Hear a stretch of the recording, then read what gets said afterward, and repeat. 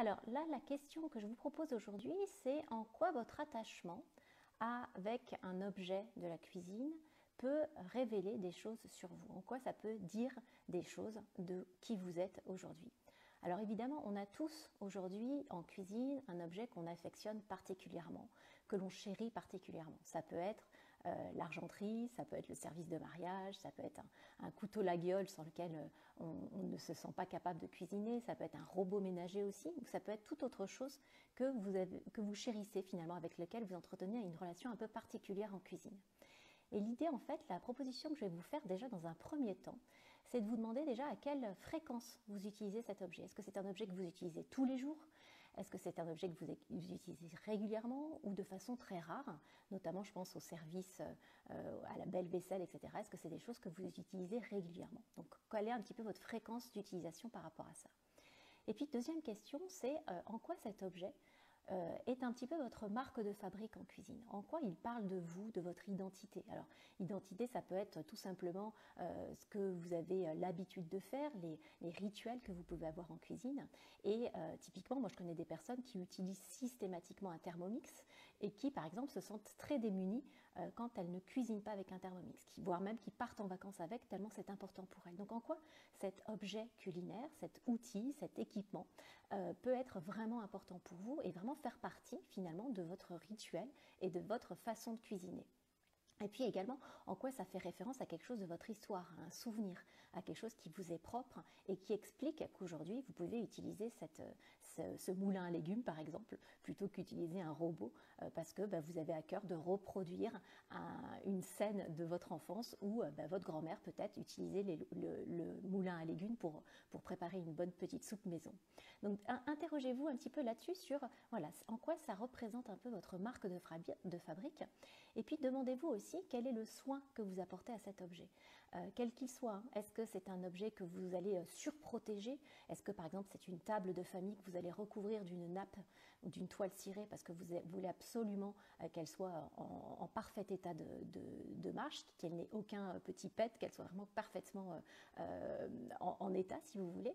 Ou est-ce que vous vous attachez à ranger de façon très précautionneuse les outils que vous utilisez, quitte à les remettre dans leur emballage d'origine, avoir une vraie attention portée à ça? Ou si vous utilisez un laguiole, est-ce que vous avez des consignes de manipulation ou de nettoyage qui sont très strictes? En gros, quelle est l'attention que vous portez et quel est effectivement le soin que vous apportez au quotidien à ces objets qui comptent pour vous en cuisine? Et puis, la question, évidemment, comme toujours, c'est aussi de se demander dans quelle mesure ce serait possible, ce serait envisageable de faire différemment. Si vous utilisez beaucoup ces outils, est-ce que ce serait possible de faire sans? Et si au contraire, vous ne les utilisez pas pour quelque raison que ce soit, est-ce que ce serait possible de les rendre un petit peu plus accessibles? Est-ce que ce serait possible de faire en sorte qu'ils soient un petit peu plus prêts à l'emploi et pas rangés au fin fond d'une étagère parce que vous avez envie de les protéger de tout un tas de choses? Donc, essayez aussi de vous poser cette question. En cuisine thérapie, c'est une question qu'on pose souvent. Dans quelle mesure ce qu'on fait, on pourrait faire différemment? Et si vous faisiez différemment, qu'est-ce que ça vous permettrait de faire ou de ne pas faire que d'ajuster un petit peu finalement votre façon de fonctionner? Ça peut être intéressant de se dire, voilà, moi je cuisine toujours avec un robot, ça serait comment de me lancer en cuisine sans? Et qu'est-ce que ça me permettrait de peut-être d'explorer versus qu'est-ce que ça me permettrait peut-être d'expérimenter aussi en termes de nouvelles façons de faire? Donc ça peut être des choses qui sont intéressantes à questionner encore une fois.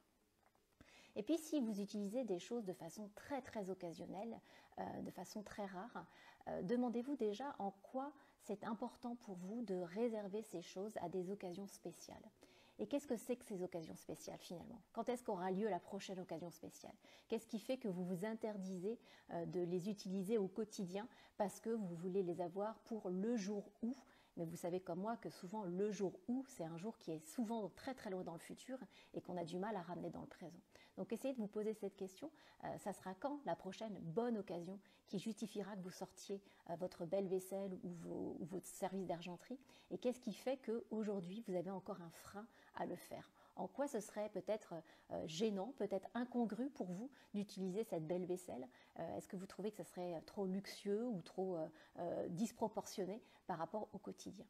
Et du coup, ça m'amène sur une autre question qui me semble-t-il est importante, c'est que tous ces objets aussi, ils témoignent de la qualité de la relation, de la qualité du lien qu'on entretient avec soi-même, et presque finalement d'une philosophie de vie. Quand on a du mal à utiliser des beaux objets parce qu'on se dit non, bah ça c'est pour les belles occasions, au quotidien on peut manger dans des assiettes un peu dépareillées, voire même un petit peu ébréchées, c'est pas grave, qu'est-ce que ça dit de la relation que l'on entretient avec soi-même? Qu'est-ce que ça dit du soin que l'on s'apporte à soi-même? Et qu'est-ce que ça voudrait dire d'être complètement incapable de se projeter dans quelque chose de différent, de faire différemment et de mettre de temps en temps les petits plats dans les grands, y compris pour se faire plaisir à soi? Vous voyez bien que c'est toute une philosophie de vie derrière, c'est pas uniquement une question sur un outil en cuisine. Donc je vous invite vraiment à réfléchir aussi à cette question et puis à vous demander de comment vous pourriez éventuellement ajuster les choses. Est-ce que vous auriez envie de faire différemment et si oui, comment?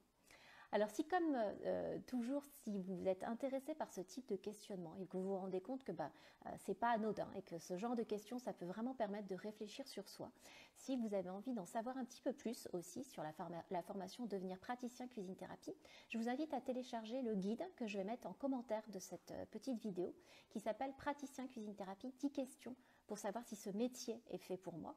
Et vous saurez en lisant ces questions si oui ou non vous avez une appétence, une attirance pour le métier de praticien cuisine thérapie. En attendant, moi j'attends vraiment avec impatience vos commentaires pour que vous puissiez me dire dans les commentaires ce que vous pensez un petit peu de tout ça. Et je me ferai évidemment comme toujours une joie de répondre à toutes vos questions. Je vous dis à bientôt.